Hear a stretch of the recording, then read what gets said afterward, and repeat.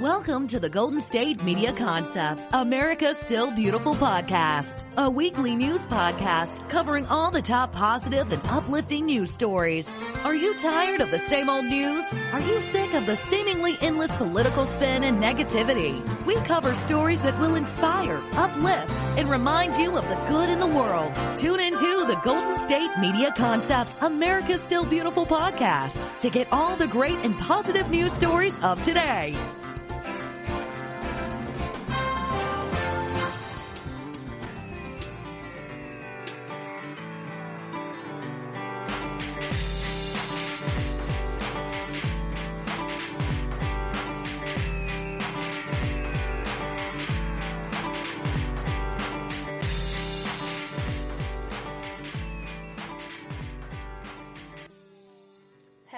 Everybody, and welcome to America's Still Beautiful, a podcast brought to you by the GSMC Podcast Network.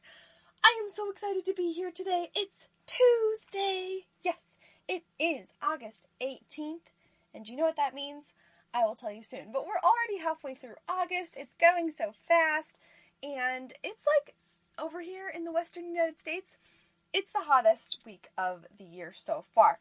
I actually got an excessive heat warning on my phone, letting me know that it would be over 100 degrees for at least a few days until Wednesday. So I'm not a huge fan of the heat. I like some good temperate weather. I actually don't even mind cold weather, but it's difficult for me to handle very hot weather. But I did laugh a little bit at this warning because I have spent a lot of time in Phoenix, Arizona, and you don't even get, nobody even says anything unless it's over 120 degrees Fahrenheit. So I feel like that's kind of the point where it gets really hot and just scary situation there. So it's not that bad over here. We're right at about 100, but hey, I'm blessed to be able to spend some time inside, so that is good news. Now, over the weekend, I busted out my Instant Pot. I think the brand is called Instapot, and the actual thing is called Instant Pot. It's a pressure cooker, and apparently so much more, right? I was one of those lucky ducks who got one for Christmas last year, Christmas 2019, and 8 months later, I finally have opened it up because I've just been a little intimidated. I didn't know if it was something that was going to, explode on me, or I had to worry about it or whatnot. But I cooked dinner in it on Sunday night, and it actually turned out just fine. I think I put too much liquid in it generally because it was just so soupy, but overall it was really, really good, and nobody got hurt, nobody died or anything. So I find that a win and good news. And now I'm kind of really into it. I think it was a craze 2 years ago, so I'm super duper late, but I am totally into it now, and I want to know what else I can cook in it. So let us know I would love to know, personal, selfish desire. If you go onto our Instagram or Twitter, let me know in the comments or just tweet us. Is there something that you like in the Instapot, and what is your favorite recipe? Because this morning I made hard-boiled eggs in it, and it was so easy as well. And what I made on Sunday was chicken fajitas, and that turned out really, really fun. And I made those tortillas that you you buy them raw, and then you cook them on a griddle or a stove, and they're the best tasting tortillas I think you can get at your house. I think I got them at Costco, but you should check out those because those taste really super good. And so yeah, it worked out pretty well, and I didn't even know at the time, but it's perfect because today, August 18th, is National Fajita Day. That's right, today's holiday is National Fajita Day. Have you had fajitas before? It's some meat and vegetables that's cooked up, and then usually if you order it at a restaurant, it comes sizzling on this little cute cast iron skillet, and the waiter has to risk their lives holding this hot thing with a little tiny hot pad on it, and then they give you a cute little bucket of mini tortillas, and then you eat it. But today is August 18th, the day to celebrate the authentic taste of the Southwest with fiesta of flavor, known as the fajita. You throw in some black beans or even a little hot sauce, guacamole, sour cream, cheese, whatever you like on it. We added some corn. It was really good. The combinations are endless.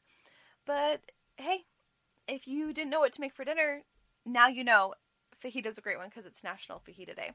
I had no idea this food had such an extensive holiday history, but let's check it out. This food is a true manifesto of what Tex-Mex culture is, right? Tex-Mex is like Mexican food, but a little bit Americanized in Texas. This fajita has really taken the culinary world by storm, but it all started from some very humble beginnings. Did you know that? The concept of the fajita began to make its rounds in the early 1930s when this food was developed to feed workers for a very low price, and they used throwaway cuts of beef to pay these workers for their job. And because of this, the workers learned to use the tough cuts in the best way that they could, especially the flavorsome skirt steak. So they cooked the steak over an open fire or grill, and they were typically served with flour or corn tortillas, pico de gallo, guacamole, and southwestern spices. And soon this cheap and efficient meal took off and made its way into people who would pay a high price for it. So as such, there are numerous different joints that are around now that claim to be the launch pad for the fajita, but as it's not surprising, everyone wants to be a part of the success story. So we're not totally sure of who started selling it at restaurants, but there is a guy named Sonny Falcon who in the late 1960s started selling the fajitas in his restaurant, and he is christened the Fajita King.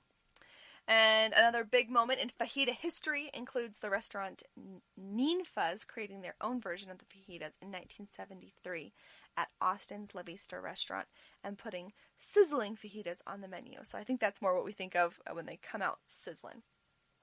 I had never really made fajitas, but making them in the Instapot, I saw that recipe and I was like, oh, that sounds really good, pretty easy. Throw in some veggies, beans, chicken, and then I did like a can of tomatoes with chilies and a little bit of broth. But again, I think I could do without the broth because the tomatoes brought plenty of liquid to the pot. The National Fajita Day was coined by the restaurant chain on the border to celebrate the show-stopping dish. I love it. I love when people are serious enough about their favorite food that they make a day out of it. So again, if you don't know what to have for dinner, go for those fajitas. I think that's going to be great. All right, are you ready for your good news today? Well, that's great because you're in the right place for good news. Our first story is very exciting. It's more good news that's coming out of this coronavirus pandemic. It's all about the Corona Mamas. A doctor in Atlanta has created an online group for moms who have had babies during this coronavirus pandemic, especially first-time moms.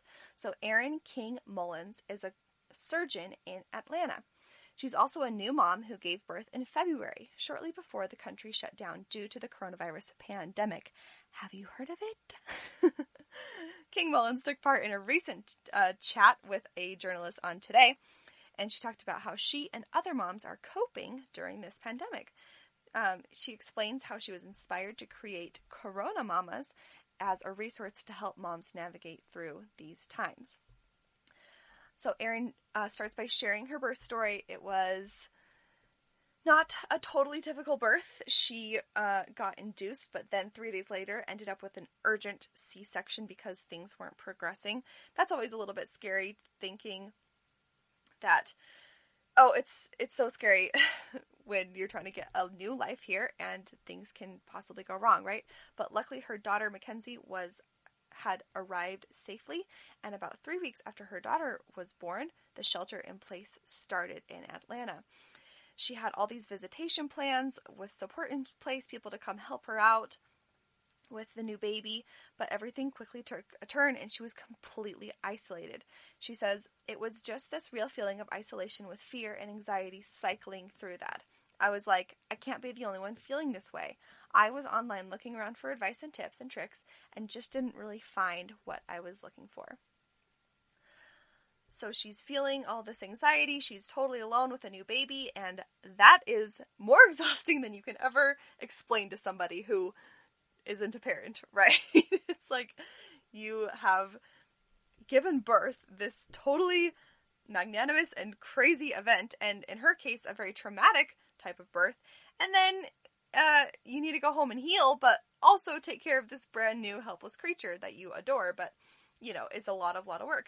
And there's no way you're sleeping for more than 2 hours at a time. So it is a crazy experience, and now she's doing it all alone because it's shelter in place. So then she had this idea, start a social media account where new moms that had become new moms during this year could kind of reinvent themselves and be able to find an outlet where they could ask for advice, seek support, and really just feel like they're a part of a community. So she started with just a social media account, but then it grew so quickly that she needed a bigger platform, so she created the website Corona Mamas. And after starting Corona Mamas, she says, I found that what I experienced actually has a term. It's called birth trauma. More and more women are experiencing birth trauma now, especially during the pandemic. Some women are delivering without their loved ones or while wearing a mask. In New York, there was a period that they weren't even letting partners in the delivery room. So going through that experience also brought me to Corona Mamas as I was trying to look for more information about that. She says that also being a doctor forces her to take more of a deep dive, reading the posts and things, because she can be mindful about what people are experiencing from a patient's perspective. And of course, she says that by no means the website is available for medical advice. That's not the purpose of it. But it does give her a really good perspective, being a physician, to understand how to better take care of her patients, seeing how other patients are experiencing this pandemic, right? So the Corona Mamas website is designed to be a safe space for women going through the current social climate surrounding the pandemic, as well as the social unrest that they are experiencing today. So she started out this website, and then, as we know, later in the year, racism really came to the forefront of social issues, and coronavirus has also disproportionately affected people of color. So the website was also able to strongly support people that are at a higher risk of effect from the challenges of this year, and be able to create a place of love and safe space of understanding for all people. She says, we all have to talk to our children about people who are different. The whole conversation about how to parent in this climate of social justice and how to make sure we're raising the best children we can is also one of the goals of Corona Mamas. And she says that the advice she has for moms today is self-care is key. And a part of self-care is just recognizing when you need help and not being afraid to ask for it. I realize I'm not the only one who feels the way I feel. I'm not going through this alone. So that's the biggest advice. Seek like-minded or experienced people to help you through. I absolutely think that is really good advice as well. When of course, I can't speak for all moms, but when I had my baby a couple of years ago, I was really surprised how I felt. And although I was lucky and I didn't struggle with postpartum depression or anything like that, a lot of moms do.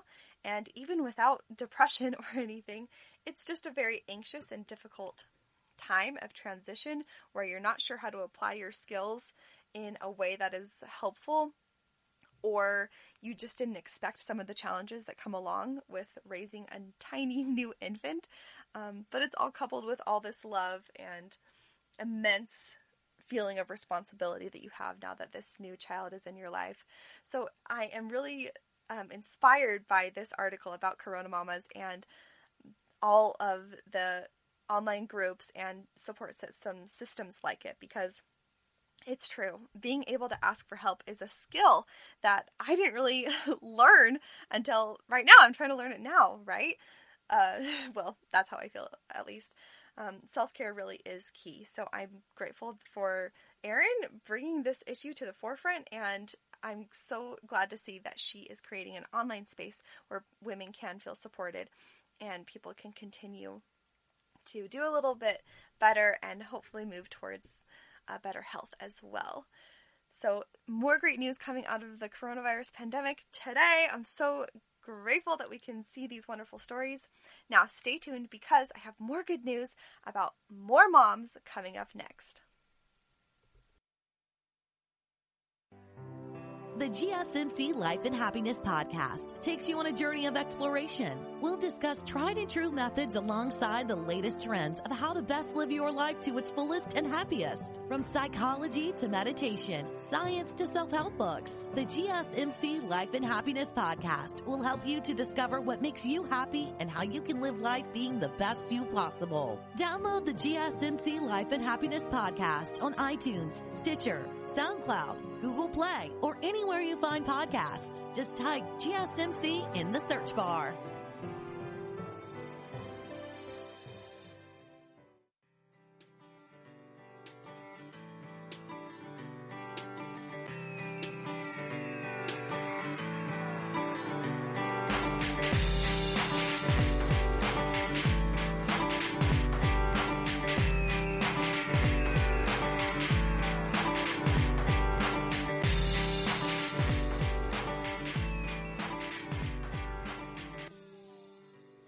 Hello and welcome back to America's Still Beautiful, brought to you by the GSMC Podcast Network. Did I mention that I'm Brooklyn? I'm your host. I'm just happy to be here. Now, on to our next happy story for today. It's about a woman who received a lung transplant during this pandemic. Ooh, sounds really, really scary, right? A woman named Beth has received a new pair of lungs after waiting over 2 years. It's very exciting because she has had issues with her lungs since she was very, very young. But this story charts her experience over the past 4 months. The phone rang at 9 a.m. and she missed this call. Beth received a call from the hospital to let her know that they had a pair of lungs for her, and she wasn't able to pick it up because she was still asleep, but she called back right away because she knew that it was probably the call that she had been waiting for 2 years. Nobody ever calls her this early in the morning on a weekend, and so she knew that this was the moment that she had been waiting for. She has a whole list of issues going on with her lungs that made it very difficult for her to live, breathe, and function. However, she now has a brand new pair of lungs thanks to a donor. She couldn't do much before, but now she's doing much, much better. However, she only had 10 minutes to decide if she was going to actually take on this new pair of lungs because it was a huge risk to get the transplant during a pandemic. She had to travel to a new city and receive the transplant there. But eventually, she and her family decided it was the best thing for her, and she traveled to Pittsburgh, got the surgery, and after a very long and difficult recovery, she now is able to use her new lungs, which is so exciting.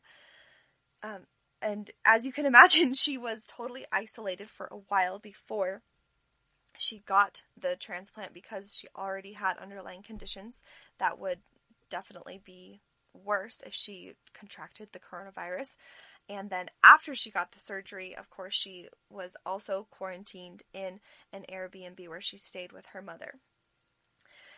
She had some complications afterwards with the pain medicine and everything, but 2 weeks after the surgery, she left the hospital and was able to stay in that Airbnb.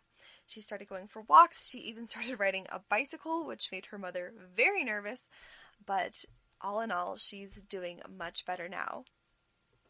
After staying in that Airbnb for a few months, she returned to her hometown on July 13th with only 5 days to go until her wedding.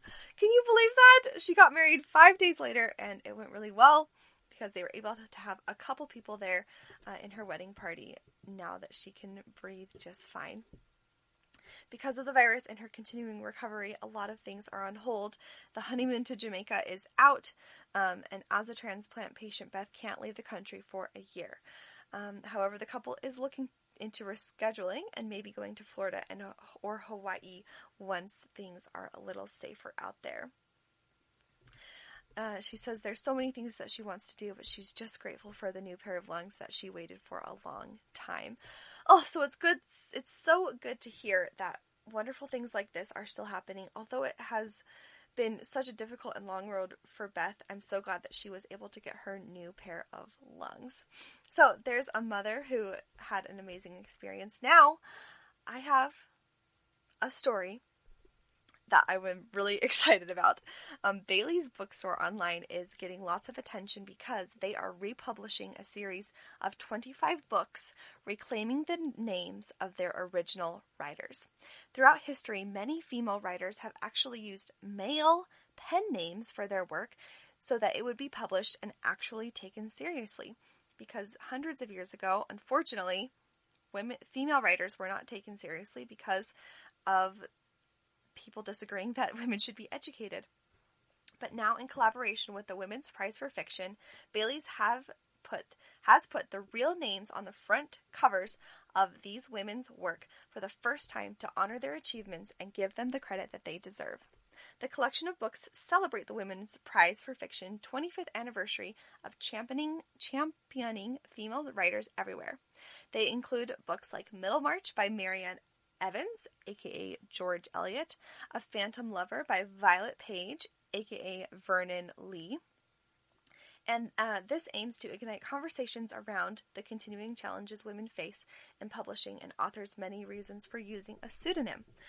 But this is so great that they are able to publish the 25 books, which are free to download as ebooks, so as many people can have access to these amazing works as possible. Physical box sets will also be donated to selected libraries across the country. That's incredible. You can download any of these books for free. So head to Bailey's if you're interested in that. I love this story because they're paying attention to women who have created great work in the past and putting their names on their books to kind of tackle as much as we can increasing the positivity and improving our culture as much as we can by saying absolutely authors of any gender are totally worthwhile and great writers.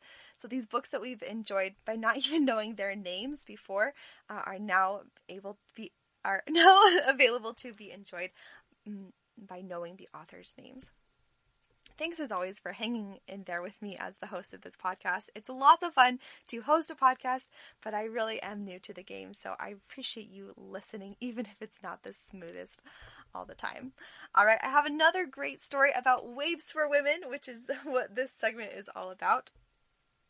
It's about a company called Zomato in India who is making strides to help women have a more comfortable and inclusive time in the workplace. I really like this story because it positively addresses a stigma that has been a problem for quite a while. This is coming from CNN Business in Hong Kong and New Delhi.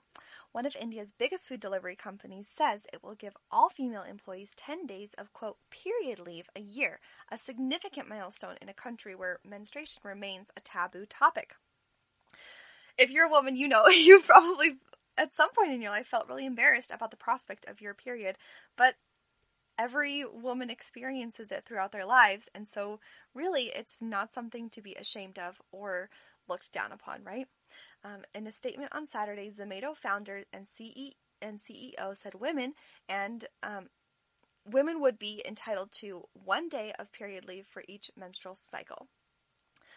This company, which brought Uber's food delivery business into India earlier this year, is the most high-profile company in the country to introduce a period leave, which is really big to take this kind of step publicly in a culture where it is kind of taboo to talk about periods.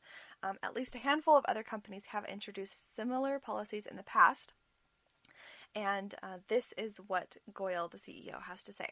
At Zomato, we want to foster a culture of trust, truth, and acceptance. There shouldn't be any shame or stigma attached to applying for a period leave.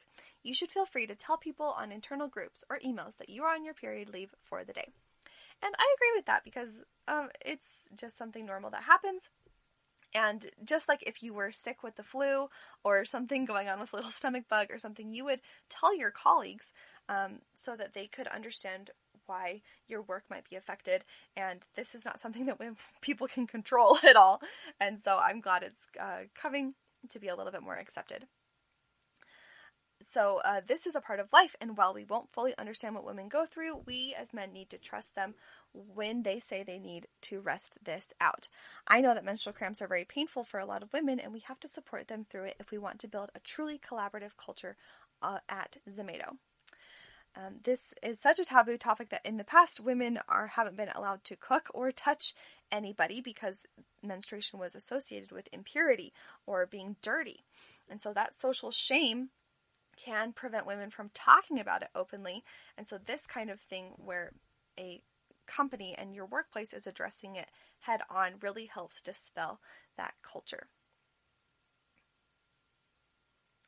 So Ranjana Kumari, the director of Nonprofit Center for Social Research, which advocates for women's rights in India, acknowledged that some people believe period leave makes it appear as if women have a disability or make it harder for women to get employed. But she still welcomed Zomato's initiative, saying it helps to normalize women's bodies and allows them to take care of their health. We are women, and we have to accept and respect and make society accept and respect who we are and what happens to us as women. Another great quote from the director. I really like this story. Maybe the topic kind of feels awkward at first, but I think it's a really great demonstration on how humans are trying to continue to recognize humanity and give each other grace for that. I think it's really important that we help each other as much as we can and give people the benefit of the doubt when they are struggling. So this is a great practice in place to help people when they really need it. And so I just think that's a really great story. All right, it's time for another little break here. I'm going to take my mid-podcast snack break, so stay tuned to find out what snack I'm going to have. But guess what? I actually have a little trivia question for you to think about during the break, and then I'll give you the answer as soon as we get back. So here's your question.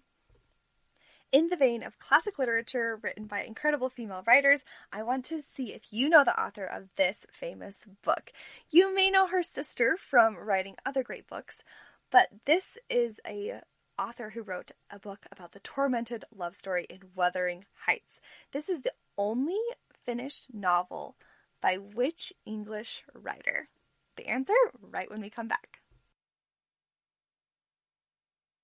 Tired of searching the vast jungle of podcasts? Now listen close and hear this out. There's a podcast network that covers just about everything that you've been searching. Hey! The Golden State Media Concepts Podcast Network is here. Nothing less than a podcast bliss with endless hours of podcast coverage. From news, sports, music, fashion, cooking, entertainment, fantasy, football, and so much more. So stop lurking around and go straight out to the Golden State Media Concepts Podcast Network. Guaranteed to fill that podcast itch. Whatever it may be. Visit us at www.gsmcpodcast.com. Follow us on Facebook and Twitter, and download us on iTunes, SoundCloud, and Google Play.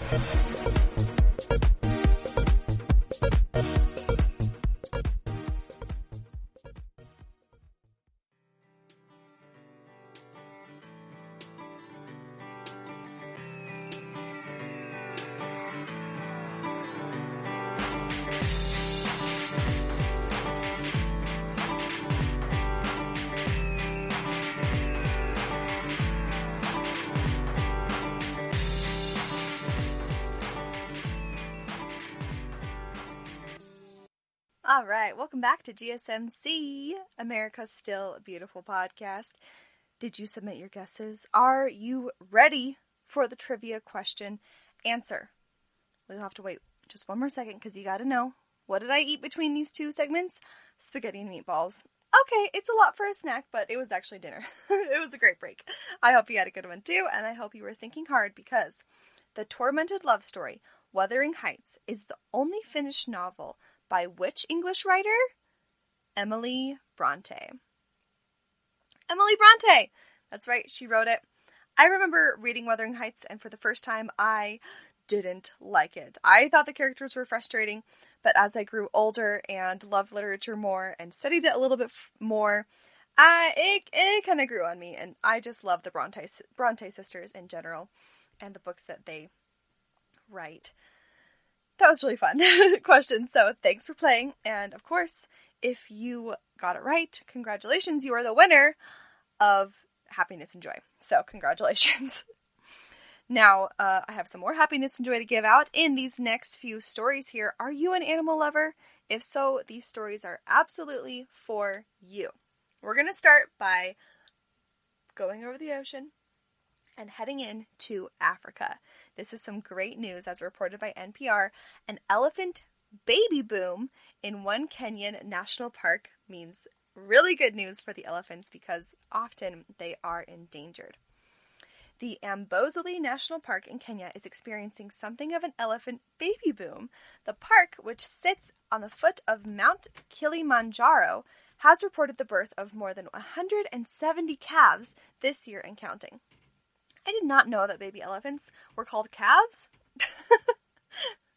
I don't know. Maybe I just always called them baby elephants. I've never heard them called calves. That's really cute. All right. What's more is 2 sets of twins were born this year, a rare occurrence according to the Amboseli Trust for Elephants, a nonprofit conservation group in Kenya. Now, by contrast, the trust reported 113 new calves born in 2018. Now, 2019 is not really a good year of comparison. They kind of log this data every 2 years because the gestation period for elephants is up to 2 years. Can you imagine? I mean, 9 months is a long time to be pregnant. That's almost a year. That's 3/4 of a year. But elephants are pregnant for 2 years. Wow. Big shout out to those mamas. Now, Tal Manor is the project manager for ATE, and he said in an email to NPR, the main reason the population is rebounding is due to the surplus rains we have had in the past 2 years. Baby booms are largely tied to ecological changes. Isn't that interesting?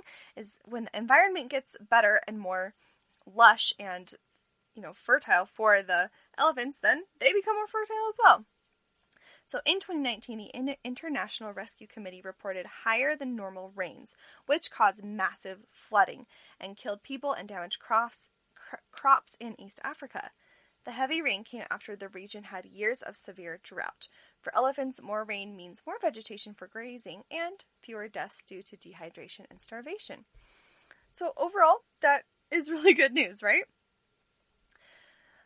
There are several threats to elephant populations, but with this new boom, it just really brings a positive spin on the issue. It's always good when things get a little bit better. Now, Kenya's Cabinet Secretary for Tourism and Wildlife, Najib Balala, said that growth in the elephant population is in part due to the country's efforts to stop poachers. He says, in the last couple of years, we have managed to tame poaching in this country.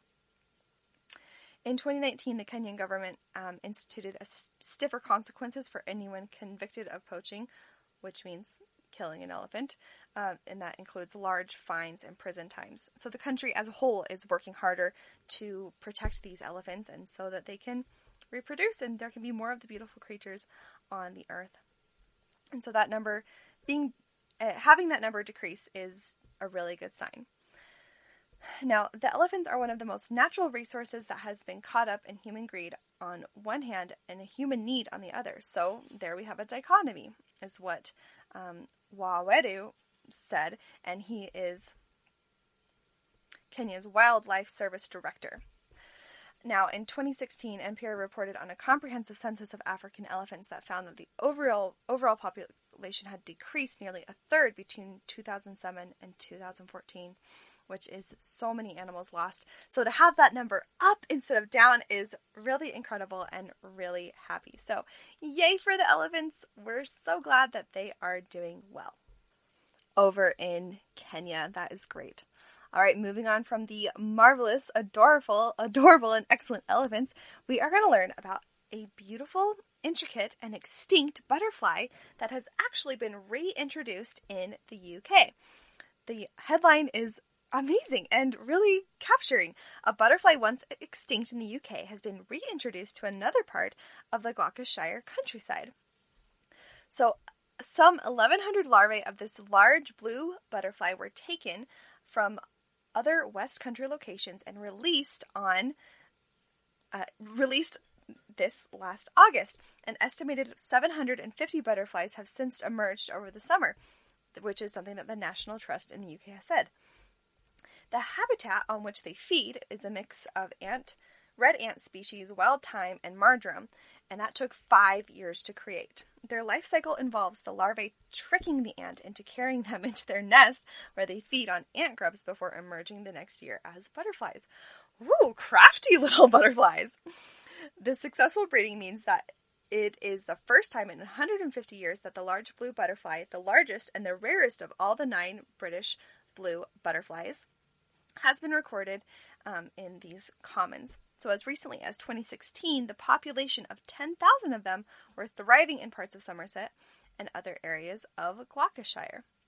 However, evidence of the butterflies breeding was recorded at the release site, but also further away from the commons, indicating that they had already expanded their range, which is a report from this charity. Small temporary grazing areas were created to allow cows to graze the slopes to provide the right conditions for the ants. And then the ants were able to provide the life for the butterflies. Man, the ecosystem is just incredible, right? It's so much more than you ever think. It's not just one creature doing one thing anytime.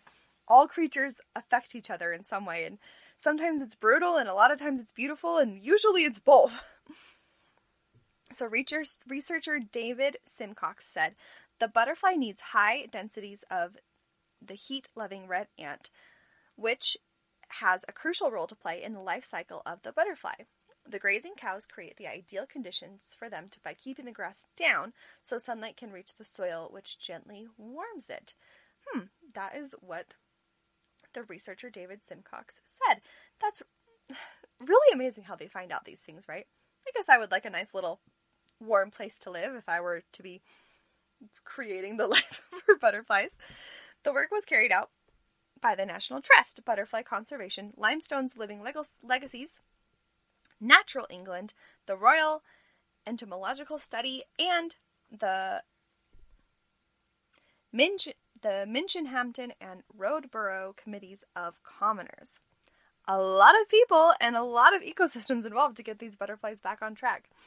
The large blue butterfly was declared extinct in Britain in 1979, but was first reintroduced from populations on the continent nearly 40 years ago and has been established at a number of sites across southern England. So how exciting! A creature that was no longer even on the continent is back in the UK. Pretty exciting, and the picture of the butterfly really is stunning. I've never seen a blue butterfly like that. I feel like a lot of the butterflies I see here in North America are quite sparse, first of all, and probably monarch butterflies, like the yellow and black ones. And then I see a lot of moths, like just white moths. And I also see a lot of butterflies in Animal Crossing, but that's a little different. So this blue butterfly really is so gorgeous, and I'm glad that they are back and populating and enjoying their life in the UK. I also love how this story kind of illustrates that all of those organizations that helped out in creating this availability, this like land for the butterflies, they must have been passionate and cared so much about these species surviving and being in their country, because it's so much work to do the research, sponsor the research, apply the information, find the right materials, do tests to see what works, and find out that the cows need to be involved, that the ants need to be generous. There is so much work that goes into that. And really, they've created a beautiful thing and such a niche little thing inside the earth. But here the story is on our podcast, making us happy. So I just kind of take from that whatever you are into, the good things, the talents that you are interested in, they really can make a difference. And even if it's not something that's going to change the whole world, it really is a part of the world. And we see that like each person is a part of the ecosystem.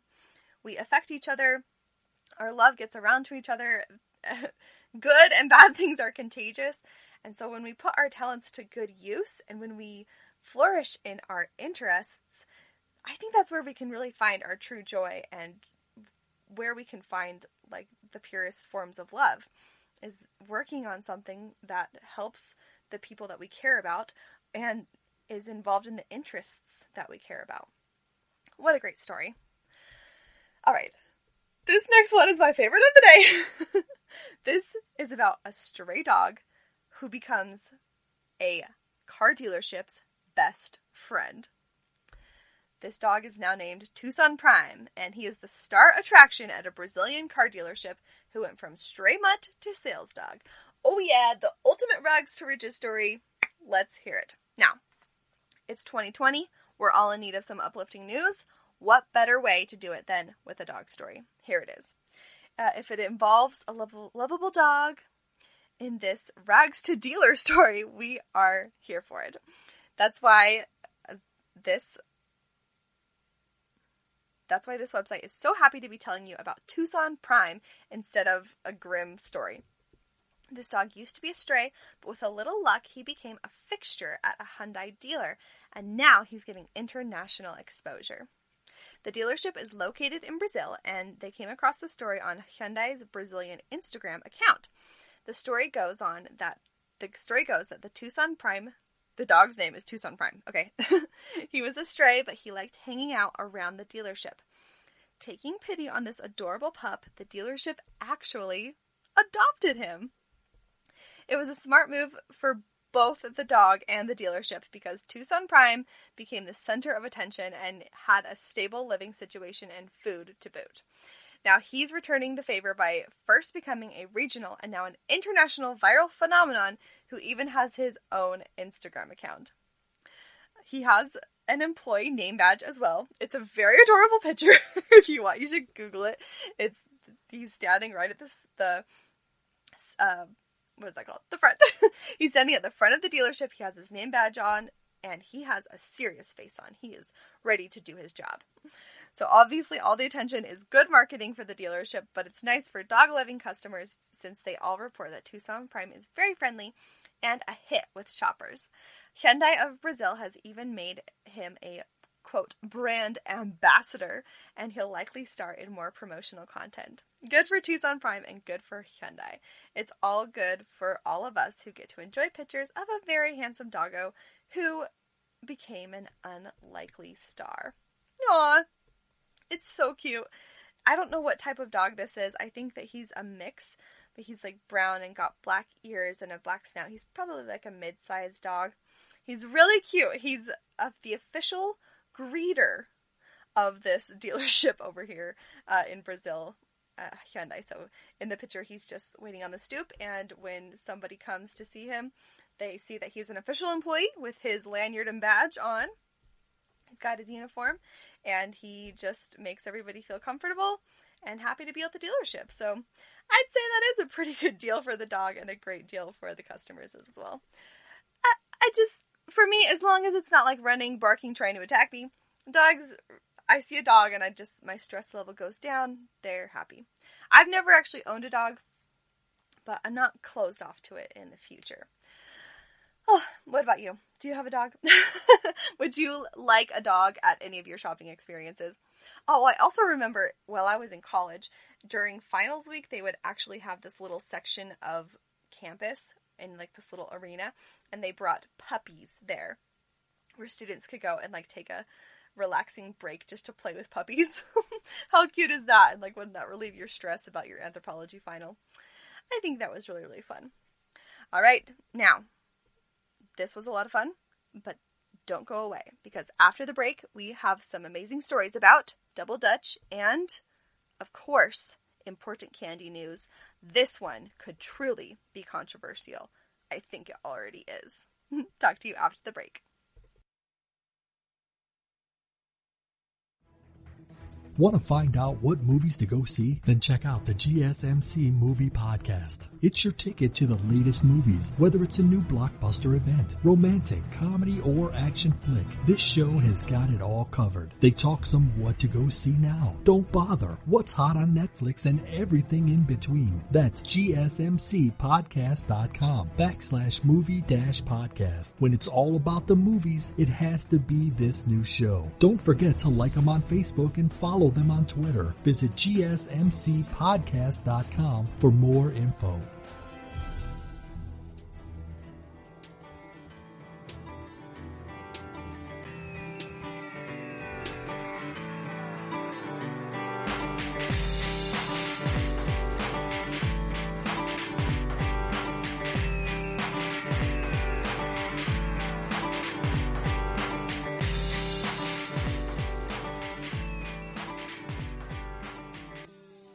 Welcome back to America Still Beautiful. That's right, it's still beautiful. So we got more fun stuff to say. It's a podcast brought to you by the GSMC Podcast Network. I just love that you're here with us today.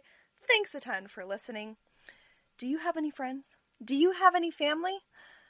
Well, if you care about them, then you probably think that they might benefit from listening to the GSMC America Still Beautiful podcast. So send them a quick text and say, hey, this is a podcast I loved. The host is incredible. Or at least passable, because I listened to the whole thing. So give it a listen, and we would love it if you share the podcast with your friends. We really appreciate that, because the more good news we can spread to the more people, boom, the happier the earth is, and don't you want to make the earth happy? I thought so. All right, now, our next story is a little bit of double trouble. It's about double dutch. I have never personally jumped double dutch, so this story was really fascinating to me, and it seems like a very athletic event for Corbin Bleu and the like. Let me know if you got that reference. All right, this story comes from the local paper out in Hartford, Connecticut. Hartford double dutch fans hop into summer with lessons on the riverfront. This is so cute. There's a really cute picture of 3 people doing double dutch. They got the 2 jump ropes. I mean, I'm looking at the picture, so I'm thinking double dutch is when, like, you are doing regular jump rope, but the 2 people are moving 2 ropes opposite each other, so you probably jump twice as much? I don't know. I gotta watch movies about double dutch more, I think. So, here's the story. Joanne Brooks is 67 years old and is a gym teacher in the Hartford schools.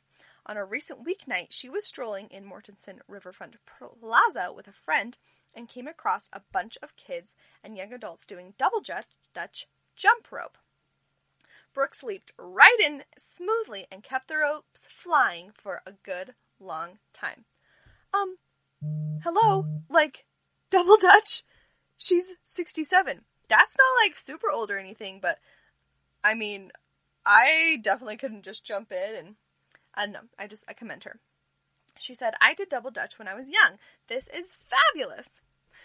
So every Monday, Wednesday, and Friday from 5:30 to 7:30 p.m. until the weather gets too cold, Carrie Tremere McCrory will hold free double dutch lessons in the plaza next to the Connecticut Science Center. Carrie goes by Lady Carrie, and she is a former double dutch champion. Double dutch champions. Double dutch lessons. Things I didn't know existed until I read this article. I mean, very cool, very niche, very exciting. On the evening that Brooks joined in, about 8 kids and young adults were participating in Lady Carrie's class. 2 of them were brothers, Mekhi and Brian, 7 and 9. The picture of them is really cute too. They all have masks on, they're double dutching, and he's got some air, man. He is up in the air, just jumping. Brian says, I like to see how other people jump. I want to learn and jump just like that. How cute. Now, Caden McGee is 11 and also had something to say. They said, I want to learn to jump faster. Ooh, man, it does look like you have to be really fast. In the lessons, the participants exercise for about half an hour, working on the muscles that will be used in the rope jumping before starting in on the actual double dutch. Ooh, so you got to do some conditioning before you can go in with it. Oh, yeah. The 2 turners hold the end of the 2 12-foot ropes and spin them in opposite directions as the jumpers run in and out of the ropes. Oh, so it has to do a lot with the in and out. I didn't really realize. That's so cool. Lady Carrie is the state's representative in the American Double Dutch League. Girl, there is an American Double Dutch League. Did you know? Wow. And she's been the city's #1 double dutch promoter for years. I can't imagine why. She says, as kids, before the competitive part of double dutch was introduced, we were doing it in the street. It's all a part of our culture, like kickball. Whenever we were outside, we were playing it. Wow, I love that. That is so cool. The double dutch classes are an extension of Lady Carrie's work with the JADHA Foundation, which is for Juvenile and Adult Diabetes Health Awareness and Family Ministries, which is something that's based at her church. she says, encouraging exercise is a big portion of the work I do at JADA. I'm assuming the acronym is pronounced JADA. JADA. It's a very cool organization. Lady Carey added that she is looking for youths who want to join a competitive double Dutch team. She's serious, people. In 2019, the national champions were held in Toland. This year, the world champions were supposed to be held in South Carolina, but were canceled due to, you know what. Lady Carey is looking for jumpers who want to train to participate in next year's competition. Participation in the lessons is free! What? Those who attend must wear masks, and due to COVID-19 guidelines, the class size is limited. Those who want to participate can visit JADA's Facebook page to indicate their interest. Oh, so it's free, but you gotta be good, you gotta be a jumper, you gotta know what is up, and Lady Carey will lead you to success. So, I mean, if you are in the Hartford area, I really want to see this go down. I am going to be following this story. This is pretty cool. I love it. I just love it. It's not anything I ever knew was competitive. I kind of thought it was like, you maxed out at 4th grade, but no, it is there's a full-on national competition. This is so cool. I hope that this is broadcast somewhere. I want to watch it. I mean, these people are getting some air. Oh yeah, they're jumping really high. All right, well, that was very exciting. Now, while you're doing all that exercise, don't you just feel like you could have a turkey dinner without cooking it and without any nutritional value whatsoever, and while also having one of America's least liked candies in the world? Oh, well, then you're in luck, because Brock's Candy has come out with turkey dinner candy corn. Turkey dinner candy corn! Gross! Okay, to me this sounds disgusting, but I can't say. Maybe it's incredible. I do feel like I'm one of 8 people on earth that likes candy corn. Please don't unsubscribe. Let me repeat. I like candy corn. I love Halloween. I love spooky little things. I love all the Halloween candy. I love Halloween cookies. I love Halloween costumes. It's a part of the experience for me. I love candy corn. And Brock's is probably the biggest manufacturer of it. And now, at 110 calories a serving, they have turkey dinner candy corn. Let that sink in. That's what's come out of 2020, people. Turkey dinner candy corn. Here's what we know about it. This is the newest, overly bizarre sweet treat to hit Walgreens shelves. And it's Brock's turkey dinner. A full course meal presented in a unique mix of candy corn flavors. The 12-ounce bag comes with all the traditional Thanksgiving favorites, even the ones you probably don't want to taste while eating candy corn. The flavors include roasted turkey, green beans, stuffing, ginger glazed carrots, cranberry sauce, and sweet potato pie. Ooh, I can get down with some cranberry and sweet potato pie, maybe, but turkey? Green bean candy? Please. Green bean's what you eat so you can get to the rest of it. The first 3 sound as weird as your cousin Larry, who makes everyone uncomfortable on Thanksgiving. Roast turkey, green beans, and stuffing are all savory dinner options, not exactly candy profiles. This article makes a point. I do, however, enjoy a little sweet and savory, salty pretzels with caramel, or what else? A little bit, I do, okay, maybe this is a weird thing. I really like cheese and peanut butter sandwiches, salty peanut, salty cheese, but the sweetness from the peanut butter. I don't know. I'm into the sweet and salty, okay? But this is just too far. It just sounds like, turkey sounds like the worst, and I know that's supposed to be the star. Now, the latter 3 sound like they could genuinely be delicious, like I said, especially sweet potato pie, candy corn. It raises an obvious question. Why isn't this a bag of Turkey Day pies? Oh my gosh, that makes a lot of sense, Nerdist.com. Give us some candy corn that's flavored with pecan pie, apple pie, cranberries, sweet potato pie. Obviously, throw in pumpkin pie while the whole rest of the world is doing pumpkin spice everything. I mean, those kind of things would make sense, right? But I think they're going for the shock value here. They're throwing in the whole dinner. Knowing that all those pies await us is why we don't eat as much turkey and green beans as we should on Thanksgiving. Exactly. That's why whether you love candy corn or hate it, We can all agree that it's better when it's supposed to taste like dessert. So there's a hot take. Nerdist.com is against it, okay? But I think some people are for it. That's why I'm bringing this up. I'm wondering, is it you? Are any of us for this? I mean, they're gonna sell some because people just have to try it. Like, over on my personal Instagram account, I actually, do a little series where I try some food. So I think, this is gonna have to go in. But, man, this does not sound fun. Alright, well, it's still good news that people are cranking out new candy ideas, right? Sure. Alright. Well, that was some controversial news. We had a lot of good news today. Happy animals, waves for women in history, and as usual, good things coming out of the COVID-19 pandemic. And now, to finish us up, I want to give you a quotation to, add a little sunshine to your life, give you something to carry in your mind, in the pocket in your mind, so you can have a positive day. Because it really is up to you, right? Things are always going to go bad in the world. Spoiler alert. But also, good will always win. Love is what prevails. Good feelings is what we're after. And you're the one who can decide to have a positive attitude and go about your day in good vibes, right? So, here's a good vibe for you. This quote is from William Shakespeare, and it's written in one of his plays. But oh, how bitter a thing it is to look into happiness through another man's eyes. This is from Act 5 of the show As You Like It, one of my favorite Shakespearean plays by far. Orlando is given this line, and he's talking to Rosalind, his lover. Now, they've been through a lot through the play. Rosalind's been in disguise for most of the play.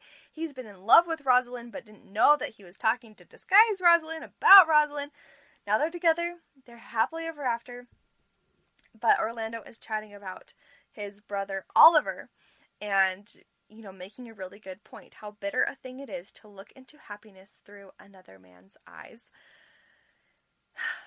Especially with social media, it is so easy to see a greener grass on the other side. And so I think it's really our choice to look at what we have, be grateful for it, and be happy, or to look at what somebody else has and think, well, I deserve that, or I want that, or I'll never be like that, and now I'm angry about it. It's really easy to see grass greener on the other side because we are literally getting a cropped version of reality constantly.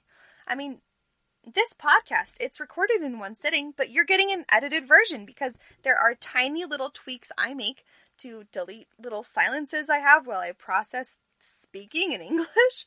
And, we throw in some fun clips or ads or something. It's edited. Online information, especially now with advertisers on board everything. It's all curated information. When you post a picture to Instagram, you literally zoom in or zoom out as much as you want to give the little, 2 by 2 inch square that you want to show the world and how you want to represent yourself. A caption can only contain so many characters. And while there is I think there is a big movement of transparency, honesty, and positivity going on in the world, for better or for worse, we really only see a curated version online, and it's nothing like truly knowing somebody in person, understanding exactly what their whole life is like. I'm really learning this as I get older, so I'm just gonna be old now, which is good. Old people, as they get older, they really are wiser. But I've really learned this recently. I think I have kind of looked at a situation and thought it was one way, but come to find out just by learning one small detail that affects the entire situation that it's really a whole different thing. And sometimes it's really sad and sometimes it's really good. But we just can't judge people based on their Instagram feeds, or we can't judge somebody's family by one member or by one action or one thing they said, right? Anyway, that's what I think, at least. Happiness really has to do with us, and it's our own personal choice to make our life happy. There are items that we can control, like what we put effort into, who we give our love to, who we allow to be in our lives and have an effect on us. We choose when we get offended. We choose when to help out. There are so many choices we have, and so focusing on those choices is much more powerful than the things that we cannot control.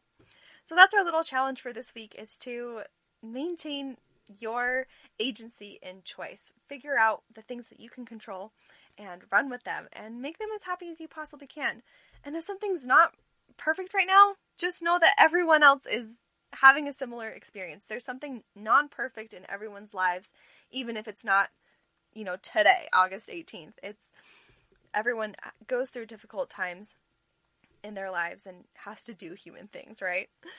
Oh, well, thanks so much for using your choices to listen to this podcast today. I sure hope it was uplifting for you. This is brought to you by the Golden State Media Concepts Podcast Network, the America's Still Beautiful podcast. Please, of course, subscribe to the show if you like it, and you can find us on social media. Facebook at the GSMC Podcast Network, Instagram at GMC_America, and Twitter, GSMC_ASB. We love to see you on there. Thanks so much, and tune in later this week for more happy stories. Be kind to others, because you are worth it.